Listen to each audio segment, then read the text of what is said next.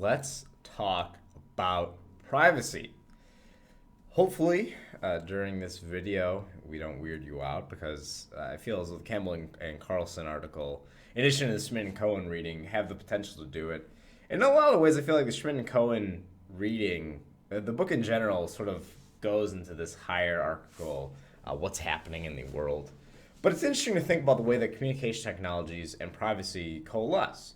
We all want to be the primary owners of our information, and as a result of it, the effectiveness and the efficiency of advertising has to come up because there's a lot of online surveillance that happens. But at the same time, what we see in the process is that we need this reconceptualization of privacy, right? We think about sort of modern institutions of surveillance, everything from prisons to the workplace to clinics to educational systems to the government. There are so many people pulling data. And I don't know if you're very familiar with the big data push, but a lot of organizations are making a large initiative to gain information, to gain data. And this is coming from advertisers, this is coming from organizations as well. We see that Microsoft Office and the Microsoft Suite is how we log on to the UWM email. And so we have to wonder, well, what information are they pulling from us? We didn't sign a disclosure. But we know that information has sort of always been pulled from us. We can look at more traditional routes, visiting an ATM, calling 800 numbers, simply using their credit cards.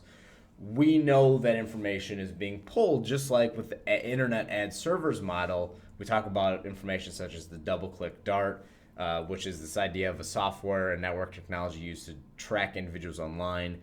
Just like in a lot of these situations, what happens is that the information that we get helps to indicate whether or not people should be investing in this.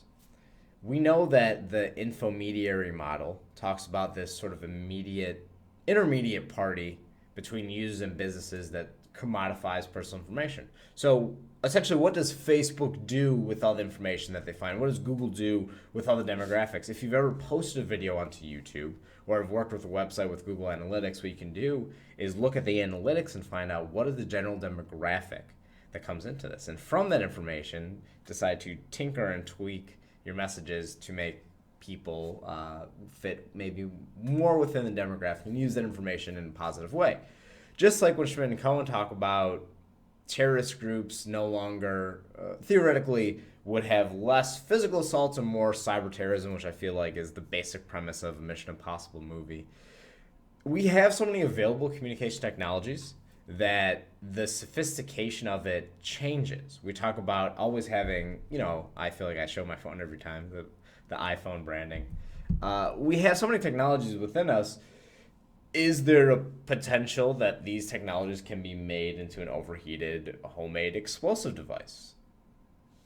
I don't know. I'm an academic. I don't know anything about the engineering of those devices, but it does seem, at least within the earshot, within the realm of possibility. We know that hackers and government agencies are sort of working together when it comes to cybersecurity. We hear sort of this historical example of, someone breaks into the mainframe. Instead of putting them in jail, we hire them because they did great work. They found a flaw in our system.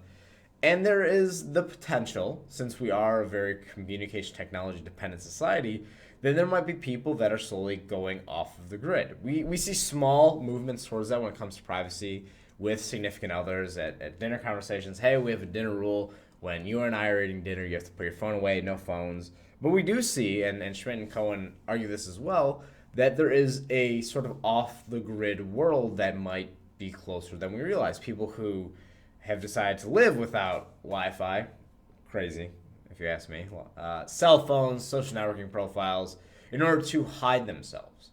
Because we do a lot when it comes to the self-impression management, right? We doctor up our photos, we add filters, we crop ourselves out, we untag ourselves. We find ways to control our identity as much as possible.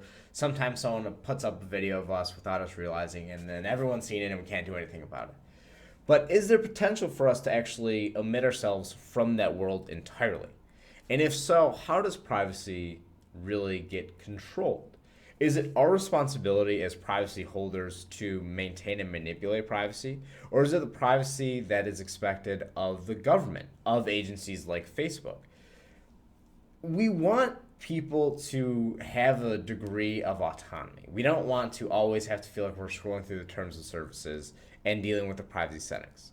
But at the same time, we have to be able to preserve ourselves in a way that is conducive and positive to ensuring the safety of ourselves and the safety of other people. We talk about problematic communication technologies and how if I post a video, some group, maybe anonymous, if it's that bad, will come and find me. That's a little bit problematic when we see examples. I wish I had the video up, but there was an example on CNN of a couple who was sort of cyberbullying someone else, and it turns out that their information at their house was visible in a photo they put. So the person that they were being mean to actually found out where they were located, went to the house, and killed them. It is a crazy story. If I find it again, my Google search will be very weird, and I might get flagged for like Google murdering someone's house, whatever it might be. But the privacy element is very much so prevalent within the problematic realm, just as it is within the sort of pro-social realm. We have communication technologies, and we have technologies now that actually secure all of our information. There are applications for your computer where you can actually download the application, the software. You can plug in all of your contact information for your banking account, and you can put it for your social media and your email, and then it will actually protect that information and have a very secure login system. We see for games, as an example, games that are online, there's authentications. So what will happen is you go to log online, and it'll ask you for an authentication code, which happens with banks as well, and you'll have an application on your phone, which then pumps out a 5 to 10 digit code, and then you punch that in, and then you're allowed to log in. Just to protect yourselves from hackers from across the world. So there are a lot of different avenues to take this conversation. I'm very interested to see and hear about the ways that you protect your privacy. If you do, this might be an eye-opening experience for you, or you could be someone that goes, that'll never happen to me, and then once your identity is stolen, you come crawling back. But either way, I think this is a very fascinating area of conversation, like I do with most of our topics. I just can't wait to hear what you all think of it.